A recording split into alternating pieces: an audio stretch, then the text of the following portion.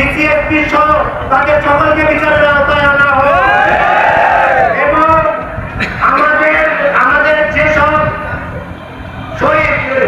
Student শহীদ হয়েছে তাদের পরিবারের দিকে আমাদের ছাত্রদেরকে ঐক্যবদ্ধ হয়ে তাদের পরিবারের দিকে খেয়াল রাখতে হবে বন্ধুরা।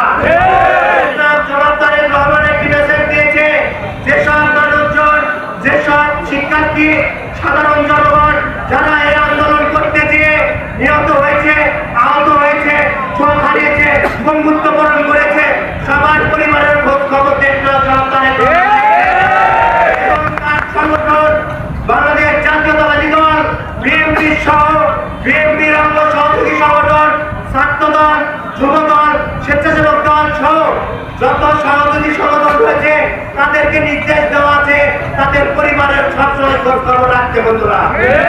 বন্ধুরা, আমরা একটি শিক্ষা প্রতিষ্ঠানে দাঁড়িয়ে আজকে বক্তব্য দিচ্ছি, আপনাদের মাথায় রাখতে হবে এই শিক্ষা প্রতিষ্ঠান থেকে যেন বাংলাদেশ সুন্দরভাবে গড়ে ওঠে, এই দিকে সবার খেয়াল রাখতে হবে বন্ধুরা। বাংলাদেশ সামনে কোন পথে যাবে এই পথটি দেখাবে এই আজকে প্রমাণমন্ত্রী শিক্ষার্থীরা। 1952 সাল, 1971 সাল স্বৈরাচার সরকার সব যত আন্দোলন সংগ্রাম হয়েছে শিক্ষার্থীরাই মেইন ভূমিকা রেখেছে বন্ধুরা। এই ভূমিকার ফলে আজকে স্বৈরাচার শেখ হাসিনা পালিয়ে যেতে বাধ্য হয়েছে এবং 2024 সালে শেখ হাসিনা পালিয়ে যেতে বাধ্য হয়েছে।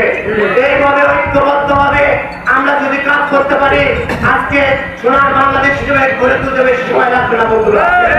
এবং আমাদের নেতা দেশ নায়ক জনাব তারেক রহমানকে বাংলাদেশে ফিরিয়ে নিয়ে এসে সুষ্ঠু ভোটের মাধ্যমে প্রধানমন্ত্রী করে আমরা ছাত্রদল ঘরে ফিরবো এই আশাবাদ ব্যক্ত করে আমি আমার কথা বলা এখানেই শেষ করছি।